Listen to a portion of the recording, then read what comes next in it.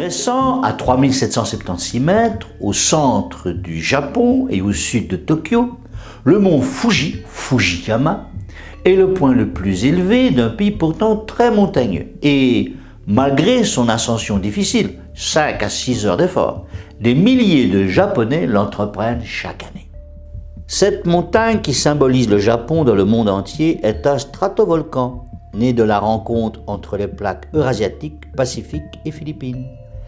Il semble dormir, mais ce n'est qu'une apparence. L'époque historique a connu plusieurs éruptions, dont la dernière en 1707.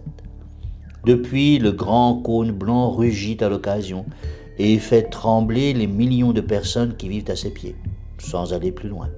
Mais qui sait ce qu'il réserve aux Japonais qui le vénèrent?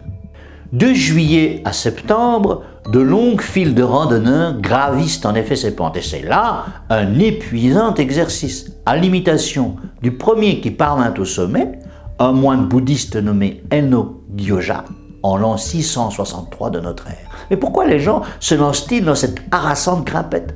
Il y a toutes sortes de raisons lorsqu'on les interroge.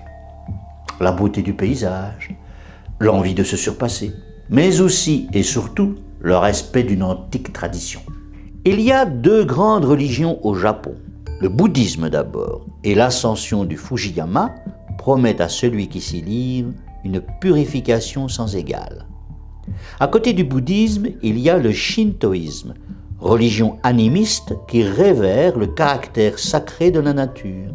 Le mont Fuji, mot mystérieux dont il existe une dizaine de traductions, est l'incarnation du dieu Sengen, associé à la floraison, en particulier des cerisiers. Mais le mont est aussi considéré comme le lieu de résidence des dieux du Shinto, les kami, auxquels tout Japonais montre son respect, sinon sa crainte. Le mont Fuji a inspiré une foule de peintres et d'artistes au Japon. Il en existe des millions de reproductions. La plus ancienne à Milan, et les plus célèbres sont les fameuses estampes du XVIIIe et du XIXe siècle qu'on aperçoit ici. Il paraît que la contemplation de la montagne apporte une sérénité incomparable, tout comme admirer un lever de soleil une fois parvenu à son sommet.